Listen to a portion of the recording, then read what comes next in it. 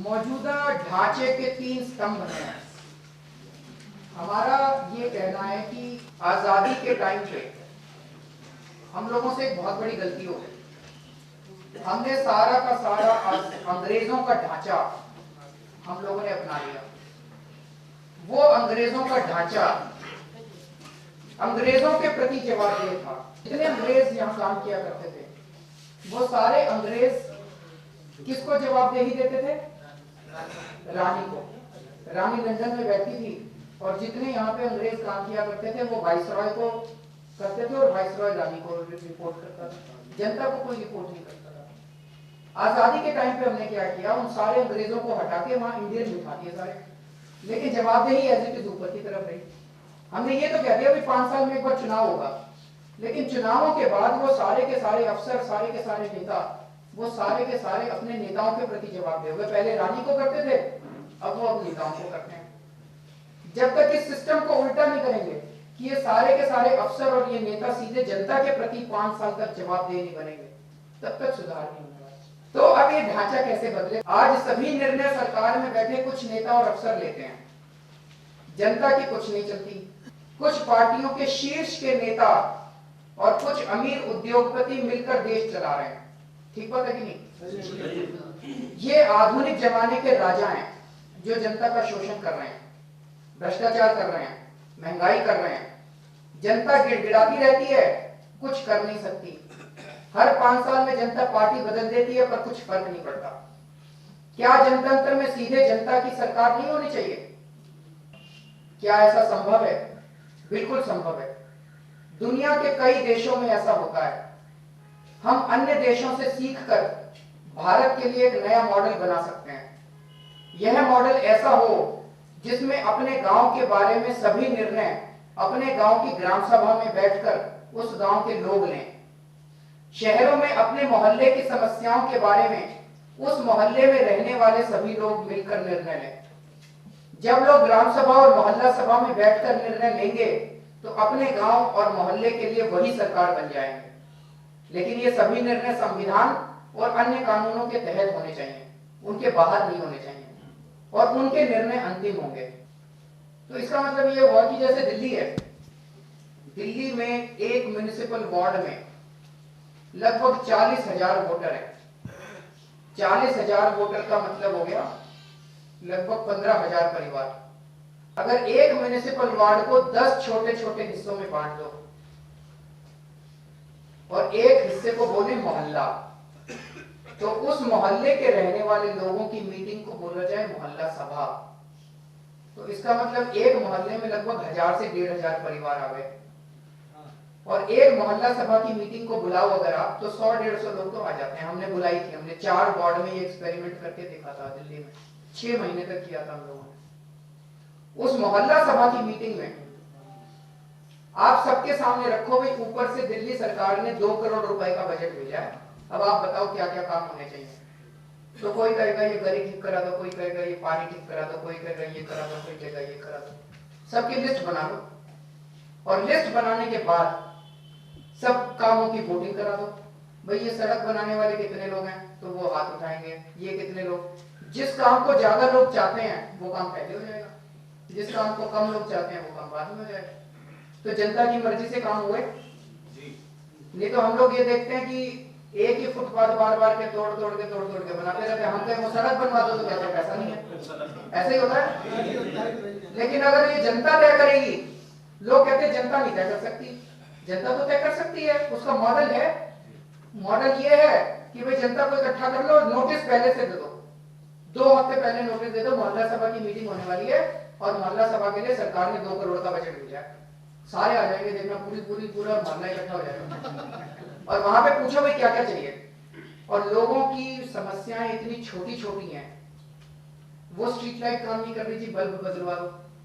Bulb आता है 2000 रुपए का, और जब ये एमसीडी वालों को करवाना पड़ता है तो वो एक बल्ब नहीं, सारे मोहल्ले के सारे खंभे ही बदलवा देते हैं, क्योंकि उनको तो पैसा नहीं चाहिए। उसमें 2000 में क्या मिलेगा? तो 2000 का तो बजट ही नहीं सैंक्शन करेगा, वो बल्ब फ्यूज ही पड़ा रहेगा। मैं कौशाम्बी में रहता हूँ। हमारे यहाँ पे अभी जब आप लोग आते हो तो सड़क बड़ी अच्छी दिखाई देती है।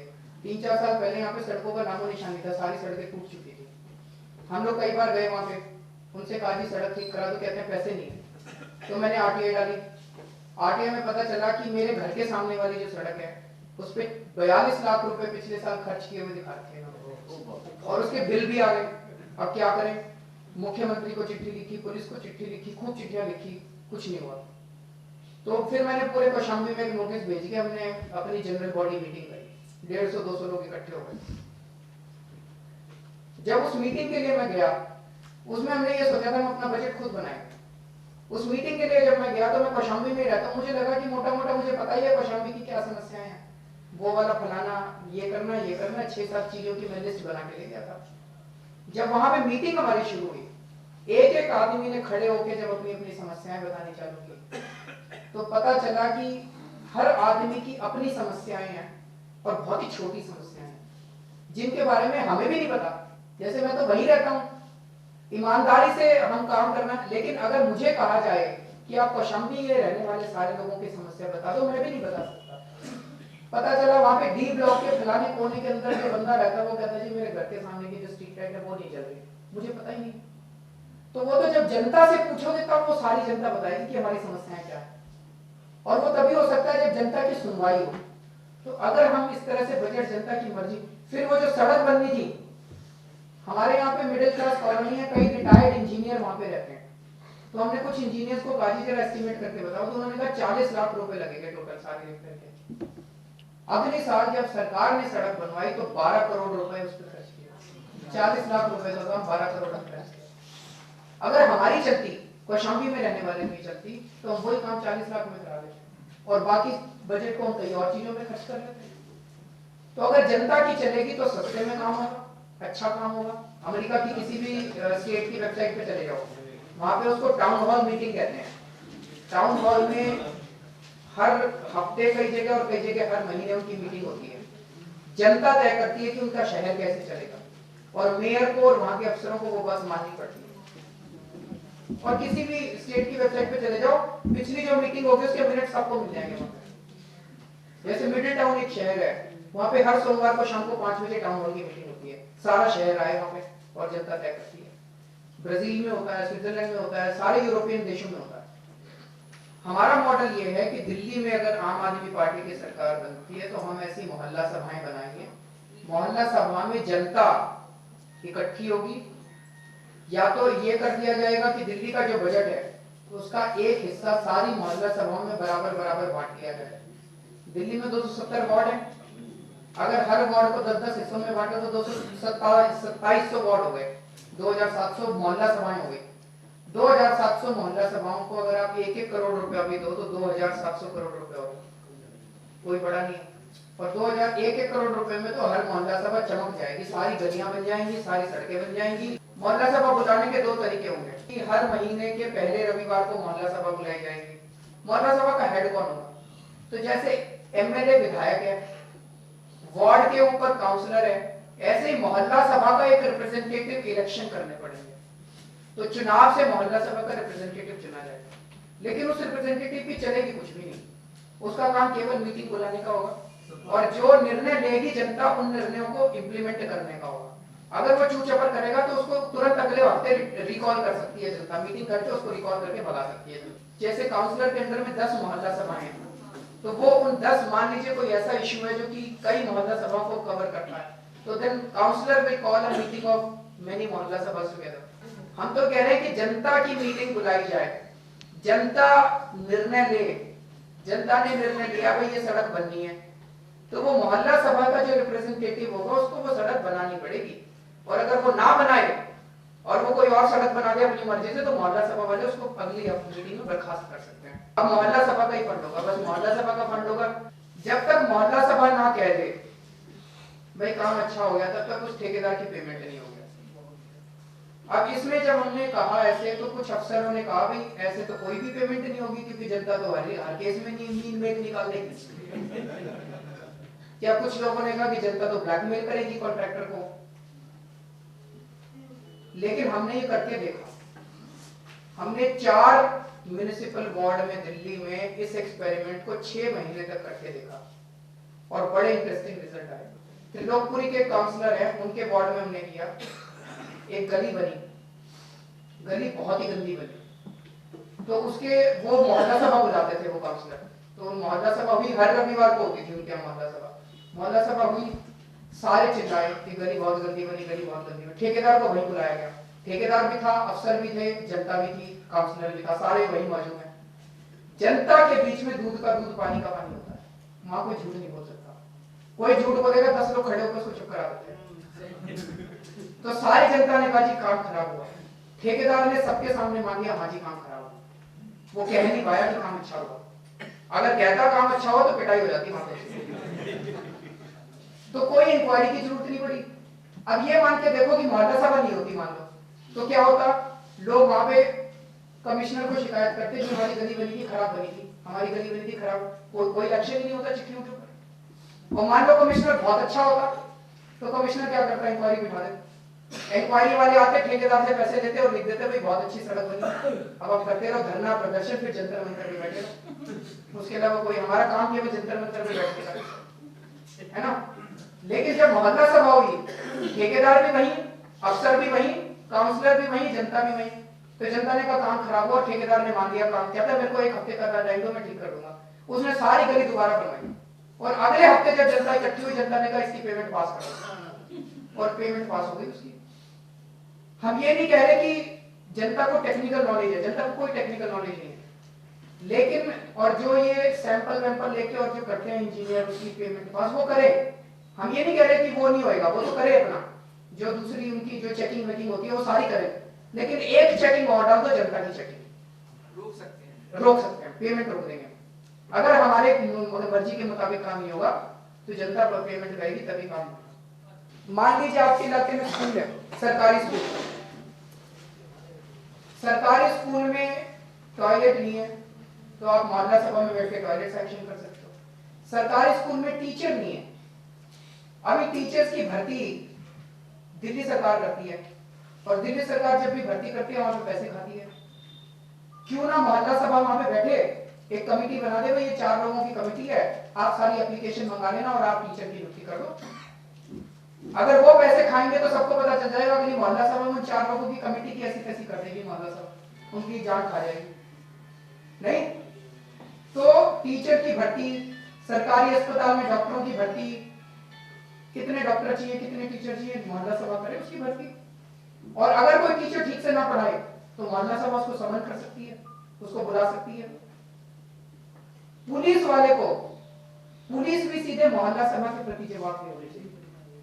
पुलिस जो है वो ऊपर सरकार के प्रति जवाब देनी होनी चाहिए। तो अगर थानेदार जो है वो अगर एफआईआर दर्ज ना करे तो मोहल्ला सभा को पावर होनी चाहिए थानेदार को समन करने की, थानेदार को ये कहने की इस केस में एफआईआर दर्ज करो, इसको सुरक्षा प्रदान करो, इसको ये करो। तो थानेदार जो है वो सीधे सीधे मोहल्ला, और अगर कोई थानेदार ज्यादा करे तो मोहल्ला सभा को पावर होनी चाहिए उस थानेदार को नौकरी से बर्खास्त करने। ये कई लोग कहते हैं जनता नहीं कर सकती, मुझे लगता है जनता से ज्यादा अच्छा कोई और कर नहीं सकता। जैसे मैं ये देख रहा था दिल्ली में 180 थाने हैं, 280 म्युनिसिपल वार्ड है, तो क्यों ना इन 180 थानों की बजाय 280 थाने कर दिए जाए और एक थाने को तो वार्ड के साथ अटैच कर दिया जाए। उसी तरह से स्कूल देखने पड़ेंगे। स्कूल दिल्ली के अंदर 1800 प्राइमरी स्कूल है, 1200 सेकेंडरी स्कूल है, 3000 के करीब हो गए, और दिल्ली के अंदर इतनी मोहल्ला सभाएं हैं, तो किसी ना किसी स्कूल को या तो मोहल्ला सभा से जोड़ दो और या उसको वार्ड के साथ जोड़ दो। फिर उसकी ये जिम्मेदारी हो जाएगी भाई उस स्कूल को, उस वार्ड के सारे बच्चों को एडमिशन देना ही पड़ेगा, आपको एडमिशन के लिए धक्के नहीं खाने। अब स्कूल आप ही चलाओ। तो अगर सरकारी स्कूल को फंड पूरा मिल गया, टीचर अच्छे मिल गए, टीचर काम ना करे तो मोहल्ला सभा में उसकी खिंचाई हो गई, तो सरकारी स्कूल भी बड़े अच्छे चल सकते, सरकारी अस्पताल भी बड़े अच्छे चल सकते। अब आपके ऊपर है, आप अपने स्कूल, आपको बजट भी स्कूल का मिल गया, टीचर भी आपके कंट्रोल में है, प्रिंसिपल भी आपके कंट्रोल में है, प्रिंसिपल को जब चाहो हटा दो, टीचर को जब चाहो हटा दो, तो आप चलाओ अपना स्कूल। मैं ये कहने की कोशिश कर रहा हूँ कि जनता का संगठन तो होना ही चाहिए, लेकिन हर छोटी चीज के लिए आज हमारे देश में मशक्कत करनी पड़ती है। नाली खराब हो गई तो काम नहीं करते, गंदगी उठानी है तो काम नहीं करते, कुछ भी हो, छोटी से छोटे राशन कार्ड बनवाना है, राशन देना, कुछ भी कराना है। अब हर चीज के लिए तो जनता इकट्ठी होकर नहीं जा सकती ना, हर आदमी के लिए तो नहीं जा सकती ना। तो अगर हम ऐसा करते हैं भाई उस इलाके की मोहल्ला सभा उस इलाके की किसी भी अफसर को सस्पेंड कर सकती है, किसी भी अफसर की तनख्वाह काट सकती है। मोहल्ला सभा में हमने 6 महीने जब ये किया तो म्युनिसिपल काउंसलर आता था, सारे अफसर खड़े होते थे और जनता होती थी।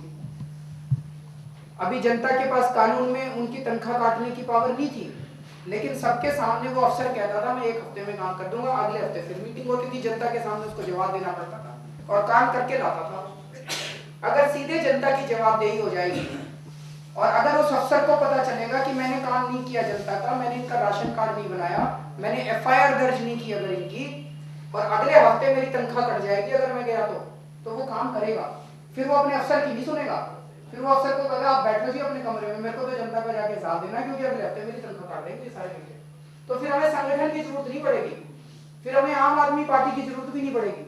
ये कानून बनाओ और उसके बाद खिसक लो, फिर हमें सत्ता में किस लिए रहना। सारी जनता जब बैठती है ना तो कलेक्टिव विजडम जो है वो कभी भी इंडिविजुअल विजडम से ज्यादा स्ट्रांग होता है। सारी जनता बैठ के कभी भी ये नहीं कहेगी कि इसको फाइन मत करो, या तो उसको कहेगी कूड़ा उठा दूं और नहीं तो इसका फाइन करो। मैं आपको एक बड़ा इंटरेस्टिंग एग्जांपल देता हूं।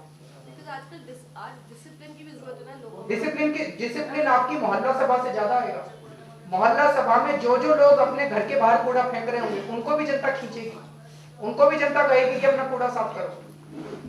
आपको एक एग्जांपल देता हूं कि हमने जब 6 महीने इस एक्सरसाइज को दिल्ली में किया तो उस दौरान हमने ये भी कर दिया, काउंसलर ने ये कहा कि मेरे पास जितनी BPL की स्कीम आती है, विधवा पेंशन, वृद्धावस्था पेंशन, तो उसका साल का 20 का कोटा था वृद्धावस्था पेंशन का, ओल्ड एज पेंशन का, कि गरीब ओल्ड एज को पेंशन, गरीब वृद्धों को पेंशन देने के लिए उसका 20 का कोटा था।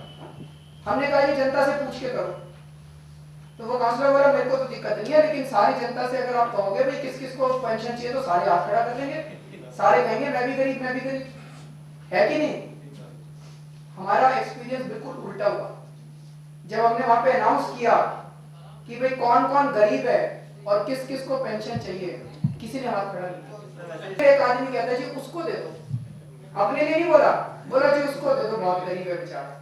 फिर 10 लोग और खड़े हुए, हाँ जी उसी को दे दो। वो 20 पेंशन में से 4 पेंशन सैंक्शन हुई, केवल 16 रह गई। लेकिन जब वो अपने घर में देता था तो लाइन लगी रहती थी, सारे उसके पीए को पैसे देके आते थे, MLA के पीए को, और उससे पेंशन लेके आते थे। आधी पेंशन वो रखता था, आधी वो रखता था। तो कभी गरीबों को पेंशन नहीं मिली वृद्धावस्था की। वहां मोहल्ला सभा के अंदर सबके सामने 4 गरीबों को पेंशन मिली। मैं एक शो में बैठा था, बरखा दत्त उसको कंपेयर कर रही थी, तो वो कहती है आप तो कह रहे हो जनता निर्णय लेगी। अब मान लीजिए बिजली का कानून बनाना है, दिल्ली के अंदर बिजली का मुद्दा उठाया था हम लोगों ने, तो हम तो कह रहे हैं भाई जनता से पूछ के बिजली के दाम तय करो। तो वो कहती है जनता को टेक्निकल नॉलेज तो है ही नहीं, जनता कैसे बिजली का कानून बनाएगी। तो मैंने कहा कि आप ये बता दो कि जो विधानसभा में 542 लोग बैठे हैं उनको टेक्निकल नॉलेज है क्या? उनको भी नहीं है, पर वो तो बिजली का भी कानून बनाते हैं, टेलीफोन का भी कानून बनाते हैं, सड़कों का भी कानून बनाते हैं, रेवेन्यू का सारे कानून, बजट भी पास करते हैं, फिस्कल डेफिसिट भी बनाते हैं, वो सारा कुछ करते हैं। वो 542 लोग बैठे हुए वो कर सकते हैं तो आप भी। हम ये समझने की कोशिश करें कि एक टेक्निकल एक्सपर्ट का क्या काम होता है। वो टेक्निकल एक्सपर्ट आपको ये बताता है जी ये समस्या है, इसके ये 3 समाधान हैं और इस समाधान के ये प्रोज एंड कॉन्स हैं, इस समाधान के ये प्रोज एंड कॉन्स हैं, इस समाधान के ये प्रोज एंड कॉन्स हैं। अब आप कौन सा समाधान उठाना है ये पॉलिटिकल डिसीजन है, ये वो फिर 542 लोग बैठ के लेते हैं। हम ये कह रहे हैं वो 542 लोग नहीं लेंगे, जनता लेंगे। जनता के सामने आप टेक्निकल एक्सपर्ट बता देगा जी ये 3 समाधान है, अब आप तय कर लो, तो जनता तय करेगी कि क्या करना है।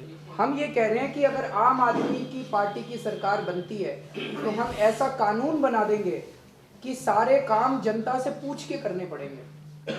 उसके पास कानूनी पावर होगा, कानूनी पावर हो जाएगी। फिर आपके पास कानून में ये पावर आ जाएगी कि आपके इलाके में बजट कैसे खर्च हो ये आप तय करोगे। आपके इलाके का कोई अफसर आपका काम नहीं कर रहा तो उसकी तनख्वाह काटने की पावर आपकी। अगर आपके इलाके में फिर भी वो काम नहीं करता तो उसको हटाने की पावर आपकी।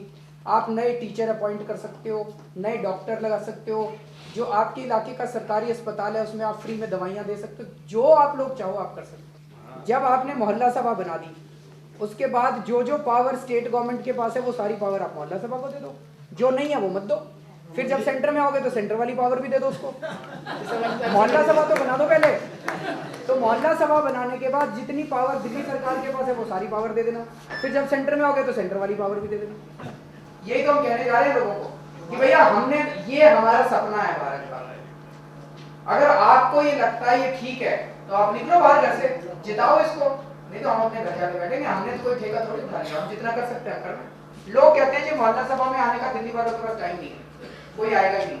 हम कहते हैं ना आए। फिर अगर आपका इलाका खराब है तो आप अपने आप को ही गाली दोगे ना। फिर आप ये नहीं कहोगे भाई मनमोहन सिंह चोर है, सोनिया गांधी चोर है, फिर आप कहोगे मैं ही खराब हूं, मेरे पास ही टाइम नहीं है। तो आपने लोगों को पावर दे दी। अब लोग अपने अपने इलाके में मीटिंग हो रही है, हर महीने के पहले इतवार को मान लीजिए मीटिंग हो रही है। आप जाओगे तो मोहल्ला अच्छा हो जाएगा, नहीं जाओगे तो मोहल्ला खराब होगा। पंचायतों में और मोहल्ला सभा में क्या फर्क है, कौन बताएगा? हाँ बताओ। पंचायत, वो कह रहे हैं पंचायत थी तो सही पहले, पंचायत में 5 आदमी मिलकर डिसाइड करता है, मोहल्ला सभा में सारे मिलकर। हाँ, खाप पंचायत जो इन्होंने पूछा, कई लोग कहते हैं जी खाप पंचायत में तो सारा इलाका ही लेता है निर्णय। खाप पंचायत में दो चीजें हैं। पहली चीज तो खाप पंचायत ने कुछ ऐसे निर्णय लिए, खाप पंचायतें बहुत अच्छे निर्णय भी लेती हैं, लेकिन खाप पंचायतों ने कुछ ऐसे निर्णय लिए जो कानून के खिलाफ थे। इसको मर्डर कर दो, इसको लटका दो, इसको टांग दो, इसको ये कर दो। हमारा ये कहना है कि मोहल्ला सभा संविधान के और कानून के खिलाफ कोई निर्णय नहीं ले सकती। अगर वो निर्णय लेगी तो उसके लोगों को फिर जेल होगी। मोहल्ला सभा को कानून के दायरे में काम करना पड़ेगा। जो भी देश का कानून है और जो भी देश का संविधान, मान लो कल कोई मोहल्ला सभा खड़े होकर कहते हैं हम तो पाकिस्तान में जा रहे हैं, तो ये नहीं कर सकते। आपको भारत में ही रहना पड़ेगा, संविधान के अंदर ही रहना पड़ेगा। तो अब आपका इलाका चलाने की पावर आपको दे दी। अगर आप सारे मिलकर चलाओगे तो अच्छा चलेगा, नहीं चलाओगे तो अपने आप को कोस लेना। अच्छा, काउंसलर का क्या काम होगा?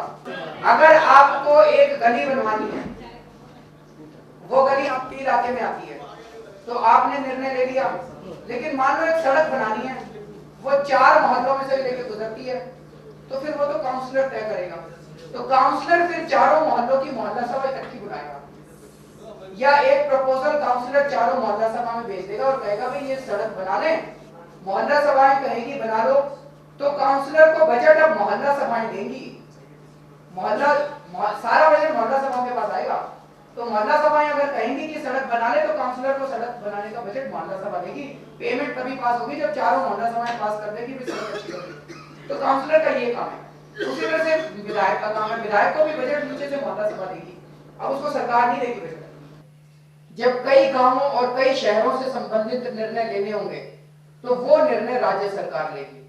पूरे देश के बारे में, देश की सुरक्षा के बारे में और इसी तरह के कुछ अन्य मुद्दों पर केंद्र सरकार निर्णय लेगी। आम आदमी पार्टी का यही सपना है कि सरकार शब्द की परिभाषा बदली जाए। अब कोई राजा नहीं होगा, कोई प्रजा नहीं होगा, कोई वीआईपी नहीं होगा, केवल आम आदमी होगा। इस देश का हर आदमी सरकार होगा।